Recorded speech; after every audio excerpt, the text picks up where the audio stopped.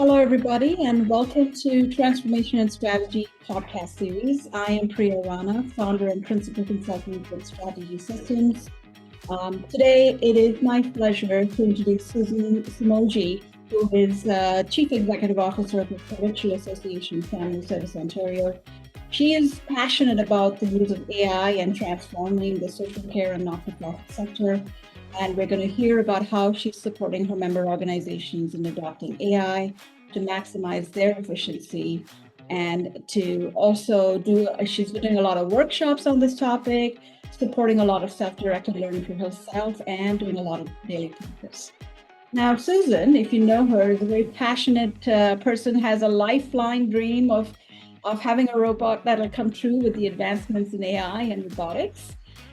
She has a master's degree in social work and business administration, and that truly reflects who she is and the spirit and the interest that she brings to make sure that we work towards a society that's both economically prosperous and socially just.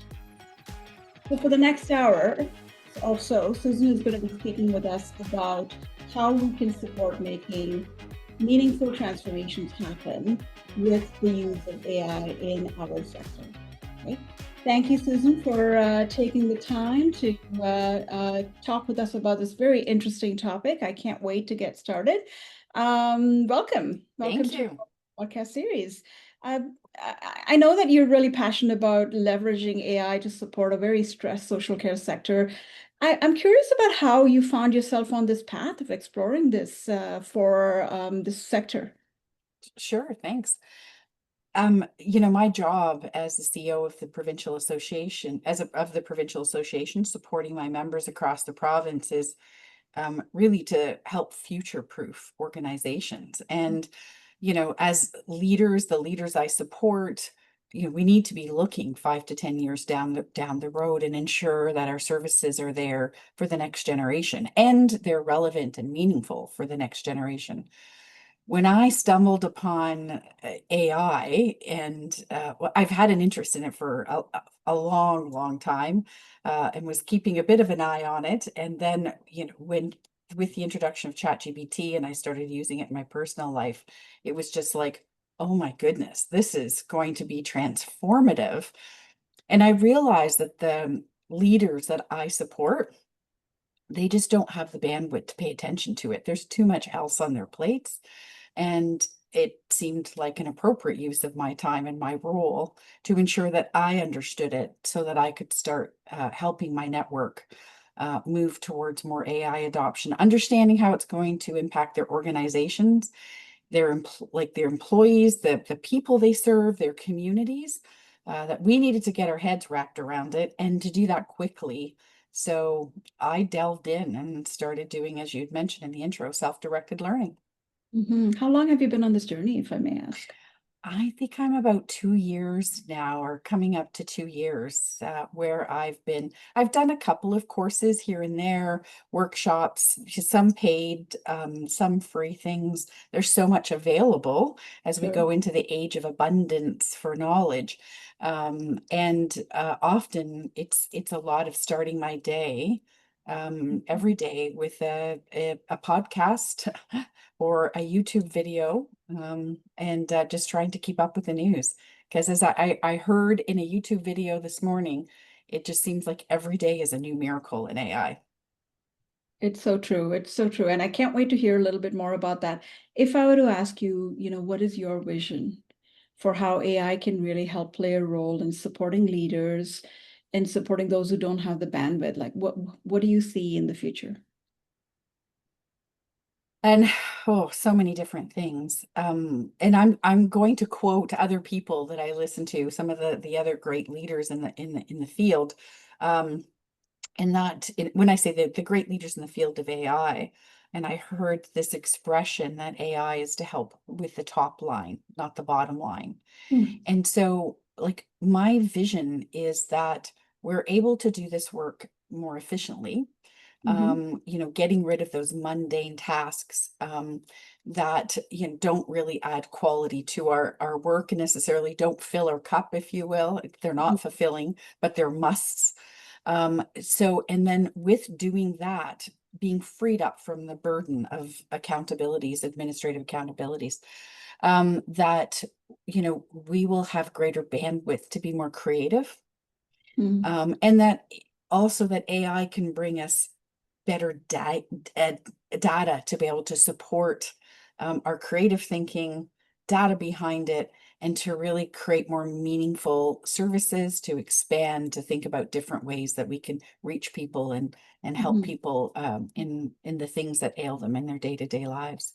So what I'm hearing is that, as we become more operationally efficient through the use of AI, it frees up that creativity in us as human beings to be more innovative, and to kind of empower us to have space and time to lean into that. Is that your kind of vision for it? That's amazing. Yes. And it's kind of interesting to hear you say that and that your perspective on it, because I think there is that fear that AI is actually going to take away what might be the human factor, so to speak, and is there going to be less demand for some of that human creativity because that's being coming, that's being leaned on the from the artificial intelligence, from the LLMs and whatnot that exist. Your thoughts on that? I think it's going to open up our creativity. I think it's the exact opposite. I mean, it does give us access to tools to enhance our creativity um, in ways. So, I have an artistic eye, but I'm not an artistic person. I can draw a stick person. There's lots of limits.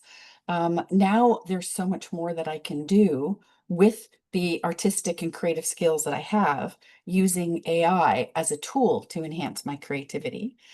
um so there's that aspect of it being able to enhance. I think at the end of the day it's still a tool for us that we can use for creativity and expand our creativity, and then again give us greater time and space to connect with our own creativity. So I know I've heard that AI is going to take creativity away from us, and in fact I think it's the opposite. It's going to create space for it. So speaking about specific tools and the example you gave, and I know you and I have spoken about things like Claude and ChatGPT amongst many others. What do you recommend to other leaders who may listen in to say, where do I even begin? Where do I start if this is something I'm exploring for my organization? I think first getting comfortable with it. So, downloading, I mean, the free version of ChatGPT, OpenAI's, the original ChatGPT, it is still on the leaderboard, is still considered the best AI large language model. So I think if you just download a free version on your phone and start to play with it to understand what it can do. I think back to about a year and a half ago, I had a leader say to me, I don't have the time to think about this. I can't. And I helped her get ChatGPT on her phone. And she said, okay, so I opened my refrigerator door, looked at what was in there, gave ChatGPT the list of ingredients, and asked it to help me figure out what to have for dinner. And that was like a pivotal moment where it's like, this is really useful, and started to get comfortable with using it at home in day-to-day life, Mhm. and in fun ways. And then that, provided inspiration to be able to think about how could I use this to create efficiencies while at work.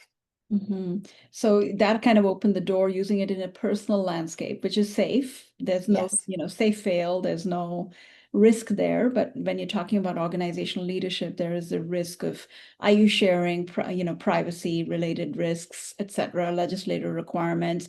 What have you said to people that have had concerns in that realm about sharing information through LLMs like ChatGPT? Yeah, I think that when you're talking about proprietary information, obviously client confidential information, things need to be paramount. So, I mean, there are AI tools that work within Ontario's privacy laws that we can use in our work. And then if people are using Copilot and, through Microsoft, their 365, that's all within your own environment. So all of that is information that's protected. If Mhm. you're using ChatGPT, you're not, you shouldn't be uploading information that is confidential. So people have to be mindful of that. But, honestly, unless you're Donald Trump or Taylor Swift or, somebody really important. Nobody cares about what I'm eating for dinner, right? In terms Right. of the conversations that I'm having on a day-to-day basis with Yes. ChatGPT, that basic information, me and a billion other people or Mhm. more. Right. So what has been your journey? Because I know you've been doing some workshops and trying to get the word out there. What has that journey been like for you? I like this is just so, so exciting. As you said in the introduction, I've just had so much passion about it.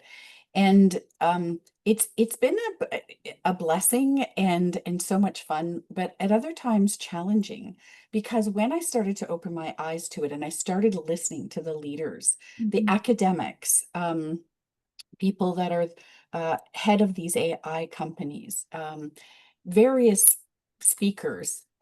Some of the people that Time Magazine named as the top 100 people in AI, listening to that every day and getting a glimpse of what's coming in the near future, I felt like I had a secret that nobody else had Mm. and that other people weren't paying attention to. And it was like, wow, this is coming and everybody needs to know about it. So honestly, it was a bit lonely and family and friends got sick of me talking about AI as well. So I thought, okay, I need to find a different gig here.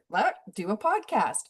But what I started with is providing a presentation to my network about, what are some of the predictions that are happening? How is this going to change our lives? And understanding the language, understanding a bit of the history of AI, getting people comfortable with it and also scared, like enough to want to create change. Like I need to pay attention to this. I Mhm. also do things within my own community because started to understand how important this was for seniors to get comfortable with Mhm. AI, and that they might have some fears about it, but could benefit from it. And will have exposure to it, especially with in long-term care, depending on their age and when they go into long-term care, being supported by robots. And so I do presentations in my community to senior centers, and that was another place that I started, is just doing that. And then people have had me come back because they were so excited, they were on board.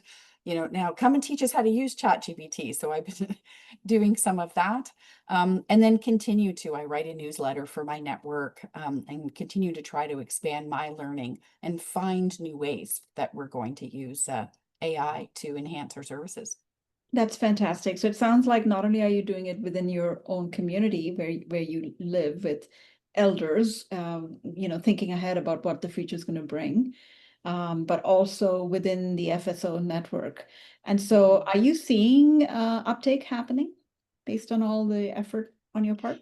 Absolutely. I had the proudest moment at our recent Family Service Ontario conference where we had a futurist come and speak, an amazing futurist, present. And at the beginning of the presentation, she said, "So how many people here are using AI?" We had about 60 people in the room, and I'm guessing about three-quarters raised their hand. And she said she was surprised that there were that many in the room. And she said, "I don't usually see this." And somebody spoke up. The person who looked in her refrigerator to have ChatGPT help her figure out what to eat said, it's because of Susan, that have got us all on board. So, I am seeing that payoff. And once people start to open their mind up to it and use it and understand it, Mhm. I bring people into that excitement. That's fantastic. What a great story there. And that is, it's often about storytelling, right? When you're talking about Yeah. transformation and introducing change, and when you're seeing the kind of fear that you spoke about, the stories that you have been sharing, I think can really leverage and perhaps get people to get more aware and also have the desire to participate in it. How is your provincial network actually utilizing it? A number of different ways. I think again, some people are just starting to play with it and get to understand the things that can be done with it and the basics, right? Helping with your board report or helping with an email, those types of things. I have heard some members using it for helping with screening job applicants. I mean, there's some cautions with that Right. and some ways people need to be really careful, but helping with some of that. Grant writing has been a big thing, right? What an amazing amount of time it can save to be able to write a grant for people. Idea generation, it could be anything. I mean, my conference was called The Future of Us, leading with innovation and advocacy. And I can't take credit for that. That was a ChatGPT. So, trying to name things or finding just the right wording, just being able to say, give me, I want to invent a new program and launch this new program. Give me 10 ideas. And, this is what I envision the program to be. What kinds of names could we have? So Mhm. using it for brainstorming and creativity, those are some of the basic things. The other thing that we've done is worked with a startup company for an ambient scribe. So this takes clinical notes, saving like a day a week of time for clinicians. Where they would just turn it on during the counseling session and it would take all the notes in our note format that, the information that we need and frankly do a better job than most I've ever seen with counselors taking notes that often can, they take too much, they don't take enough. Maybe their grammar isn't the best, or Mhm. just really clear and concise notes for then the counselor to go back and edit and make sure, because there can be errors, so it has to be verified. Mhm. But this has been a wonderful tool that we've supported the launch of with this company we've been working with. That's such an amazing thing. I'm hearing about AI scribing happening in the primary care sector. Hmm. OMA or other provincial organizations. I think I may have misquoted that provincial organization, but there are others who are doing a lot of work Hmm. to bring that into, to ease the burden of those administrative tasks, as you said. But as you mentioned, there's two things I heard there that I want to go back to. One is prompt engineering, right? How you put an ask into any kind of OpenAI LLM, large language model, has a direct impact on what you get out of it. Yeah. So what has that journey been like in terms of, how do you help optimize that with the people you're working with who are exploring this with you and asking you and saying, oh, I put this in, but I'm not getting it, or I don't know exactly how to start. So what has that whole prompt engineering piece journey been like? I know. Well, for me, I was doing it just like I would Google, right? Because that's what I know and that's what I've grown up with. So, you write 3 words because that's about as much as Google can tolerate. And then when I started to realize, well, wait a minute, I can put more detail into this. I also took a course called Prime Prompt and Polish. It's a podcaster that does this for free. And so from that, I learned how to make my own chat GBTs and so I ended up with a whole staff team. I had an HR, because as you know, Priya, I'm very lean. So Yes. I created an HR assistant, a social media assistant, a social work writer, using all of this prompting from the class that I took. And that was really, it was helpful and it was fun just to understand the extent of detail that you really need to be able to add it to as part of prompt engineering to get the best responses. Then I realized, okay, somebody else who probably has far greater skills than me have created these already. So I Hmm. started going, I don't know if my employee that I've created, my AI assistant, is as good as others. So when I go into ChatGPT, I just go in to explore GPTs and I find what I'm looking for, a public relations expert, social media content creator, and just look for the top rated one. Recently, the other thing that I learned from somebody in my network, I just went into explore GPTs and found a prompt optimizer. Hmm. And so now I just go and I don't even type anymore. I just talk to it. And it will often be on one of my screens as I'm working. And I can be, creating a document, typing, doing other things while I'm talking to my assistant. And from there I can just put it into a prompt optimizer and cut and paste that into an expert in one of the fields that I want some report on or some answer to. Wow, that sounds amazing. I think that's nothing short of just astounding to me because what I'm hearing is that you have, through the use of AI, created alter egos that Yeah, specialize. yeah, yeah, absolutely. Right. And to me, that is just like talk about organizations that need efficiencies and they need operational efficiencies. I think that's a workshop right there, Susan, that I'd be signing up for as well. That's amazing. So looking ahead, let's think about what you see. You know, you've done some incredible work, you're doing a lot of great work in kind of informing, educating, and coaching is what I'm hearing. Mhm. What would be your advice to new leaders and even seasoned leaders who perhaps come up a different path to say, how can they integrate AI into their work? Because it's a very the sector is pressured to Yes. do more with less, and the constraints are continuing to increase. Yes, yes. Oh my goodness, I could talk for a very long time on just this. Mhm. But let me just start by saying, reiterating the fact that I think leaders first need to get comfortable with it themselves. Right. And, executive directors, their management team, ensure that you're using it, you're considering use cases, you keep it on the agenda, your boards are talking about it, they're paying attention to it in terms of a strategy and the impact on it. And I know it's all rather nebulous right now. People aren't quite sure, Mhm. all the ways that it's going to impact, but I think we need to start with that, just with that comfort. But then it needs to get strategic. So Right. people need to be thinking about what are those tasks that are sucking the life out of me that I have to do, those mundane and repetitive tasks, and how could AI support me in that? And there's AI for AI.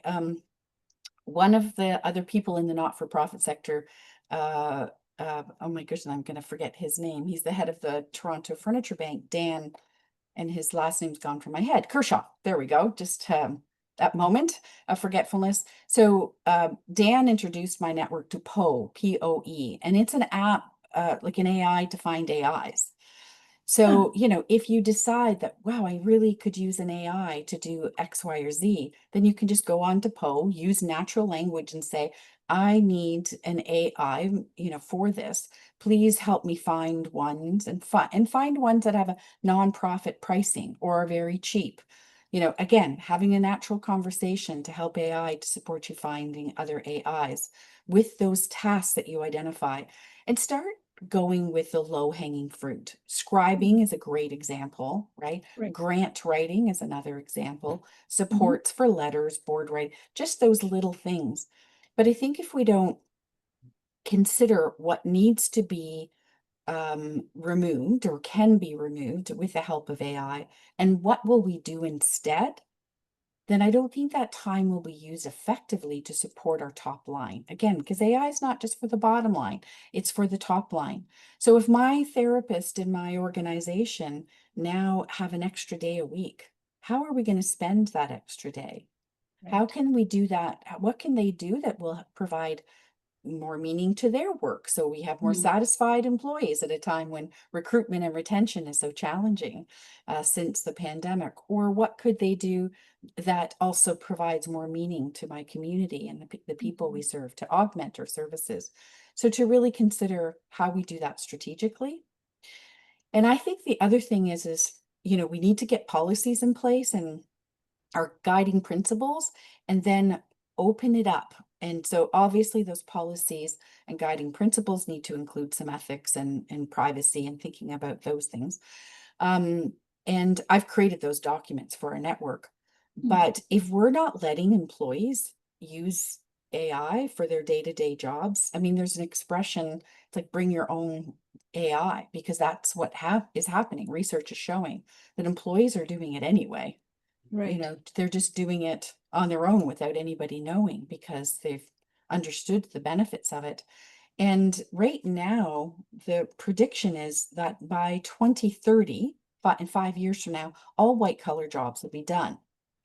And if we're not helping people learn how to use AI, I think we also have a responsibility to the employees to support their understanding and their use of AI in their day-to-day work. Mhm.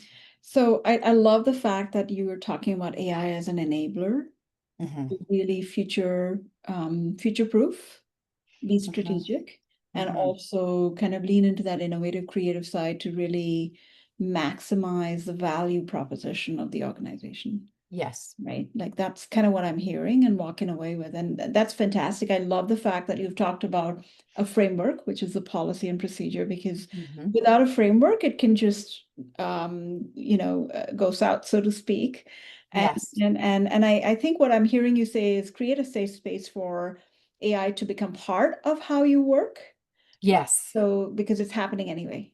Yes. So that's really amazing. In terms of, you've talked about how when you and I had a chat prior to this podcast, you also talked about how it's being used and you're using it in learning and development work. Mhm. Right. And I'm curious to know about that because I think that given some of the challenges that you mentioned with human resources and post-pandemic, keeping staff that feel that sense of connection with an organization, that see the value of what they can bring is often more important than, the some of the salary differentiators, so to speak, for some, not for all. Mhm. Yeah, And for so, sure. like, how can it work with the that whole learning and development? Because you're working with a community that's growing, new generations, baby boomers are retiring. So, your thoughts on that?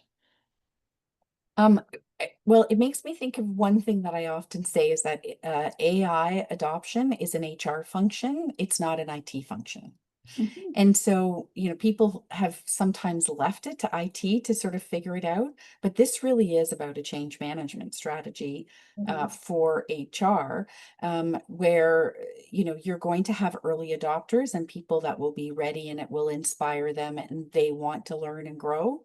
Um, and, creating opportunities for that to happen, allowing people to do, online training. There's so much there, creating time in their workspace, that we do with other learning. If I was a counselor and there's so much time that I can for my own professional development to go out and do courses. We yeah. need to be doing the same for AI. And I know us as a network, I'm going to be creating a community of practice for AI implementation. For that will be for our leaders in the fall, so that we can continue to talk about how we adopt it. And as I mentioned earlier, it just needs to be part of the agenda. We need to share our success stories. We need to show what it can do. We will learn from each other in very natural ways, and people that are often, those that lag with technology, they're not as comfortable with it. They'll come along as any change management process with those Mhm, early adopters. Yeah, it's true. It is that change curve, right? With the early Yeah. adopters, the ones who are watching, and some that are not quite on board just yet. And how do you kind of bring them along? Looking ahead, Hmm. as the education happens, as the comfort increases, as the more strategic use of AI is incorporated in the not-for-profit sector, Hmm. in the social care sector, um, do you see AI, robotics, and in general artificial intelligence transforming that landscape? Yeah, absolutely. I mean, the next generation, they're already using AI as a coach, as a therapist. If you go on to ChatGPT and to explore even the free version, some people don't understand, if they haven't really used it or understood its full functionality, you can go for free and to explore ChatGPTs and find a therapist with expertise in any number of fields. And it Mhm. does a pretty good job. And, and today is the worst it's ever going to be because it's improving exponentially, Right. continuously. So the next generation is doing that work, and having some of their needs met that way, and we need to honor that, and we can support that even in my own work by looking at stepped care, for example. We Mhm. had a discussion about that with our counseling supervisors across the province yesterday, and how it could support with their intake, with a stepped care model. And I don't think it can completely replace the work that we do, counseling and support. We still need human connection, and I don't think that that's going to change. However, it could do some of that basic work, some of the stuff that's more cognitive and support Mhm. behavioral change for people while we're getting into the more complex stuff and delving into feelings. And so it gives us that time. We don't have enough support, enough funding to be able to provide all the counseling needs that people need across the province. Right. And it's hard for people to access long-term services. And, Right. this is a gap. Yeah. But if we switch the way we do things, this can really open up the possibilities.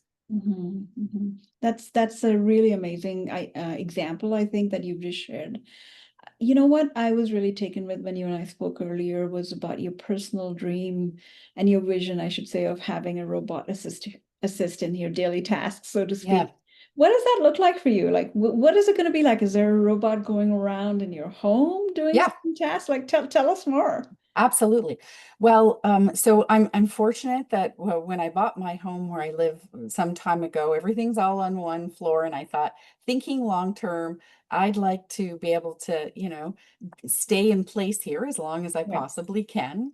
But there are certain things as you age that become more and more difficult. Hmm. And the whole, like, getting in and out of the bathtub, and memory, making sure you remember to shut the stove off, and making sure that you take your medicine. So, robots can help us with all of that. And Hmm. I know for some people that sounds like I'm talking about sci-fi, but there was a point. I mean, I remember being in high school and a teacher saying one day everybody's going to have a computer in their home, and thinking, that's just Right. silly talk. That's not going to happen.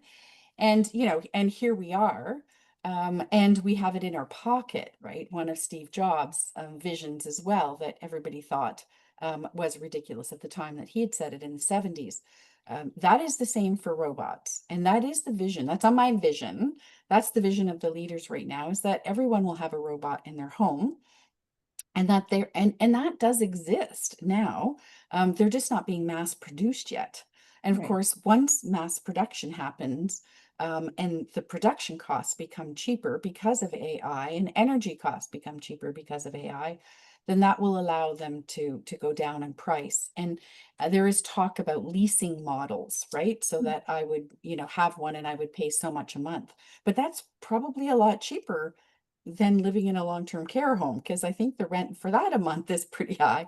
And that's something that can help me, that can cook my meals, that can, help me out of the bathtub. So that has the ability physically, that it'll be like my computer. I will Google, as an example, and just ask, questions, and ensure it reminds me to take my medication, and all sorts of things. It would be my personal assistant, just like you see in sci-fi movies. So that's That the future I'm planning for. that's fantastic, and it looks like you're already on your way with the one level home that you are in right Yeah. now. Certainly setting it up for success. Yeah, that's amazing. Um, think about call to action. We have a lot of young leaders that are emerging, joining. Just yesterday, I had a conversation with somebody who was telling me she's just out of school. And yes, she may know the academic stuff, but how to do some of the more softer things, how to kind of grow in her own ability and to become more confident and have the skills that she needs. We're talking about a workforce that is that may be academically savvy, but in terms of those soft skills, it's an evolving kind of sector, so to speak. How do you see that AI can maybe help support their growth? There's an expression that says AI isn't going to replace you, but replace workers, but people who aren't using AI will be replaced. And I think some of that is true. So, um, learning how to use that, and how to integrate that, into your daily life, like an assistant. Right, Again, like we do with our phone. If somebody, came to you and asked a question, and you didn't know the answer, and you didn't, and I remember a day when that would happen, and somebody would say, well, why don't you just look at a YouTube video to figure out how to do that? right. Oh, yes. Yes. It wasn't that long ago where I'd have an admin assistant have to remind me, well, you could Google that answer. Oh, yes, right. And now it's automatic. And AI needs to be the same on and how we do that in our everyday life, Right. and use that to augment our lives on a regular basis and what we do, for the better. So learning about that, I mean, clearly the idea that, if you're using AI, you're not going to be replaced. I don't think that's true. We're going to go through a significant amount of disruption. And our workforce is going to look different than what it did before. And I don't think we all fully understand that. There are jobs that will be created that we can't even envision yet. Mm-hmm. So I'm not sure how much we can future proof ourselves in that regard if you're new coming into this. But again, I still believe we're going to need human connection. That's not going to change, and maybe more so than ever.